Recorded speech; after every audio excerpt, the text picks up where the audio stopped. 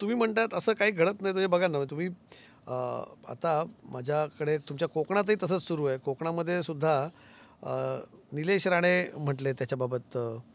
निलेश राणेंचं एक स्टेटमेंट आलं तुमच्याच पक्षाचे नेते आहेत. ते भाजपबद्दल बोलतायत. नाही, त्यांची वस्तुस्थिती त्यांनी जी मांडली ती सिंधुदुर्गाची मांडलेली आहे. हं, आता तिथे बघा कंगोरीत वेगवेगळे आहेत. तिथं भाजप याच्यापेक्षा नारायण राणेसाहेब आहेत.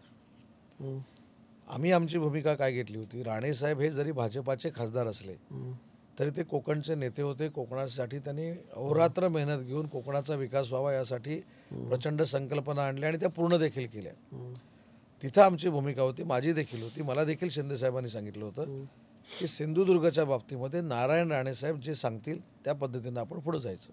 हं, आम्हाला राणेसाहेबांनी सांगितलं की युती करूनच आपल्याला पुढं जायचं आहे. हं, आम्ही 4 नाही, आम्ही 40 पावलं मागं आलो. हं, मी स्वतः राणेसाहेबांशी बोललो. मी स्वतः राणेसाहेबांना भेटलो.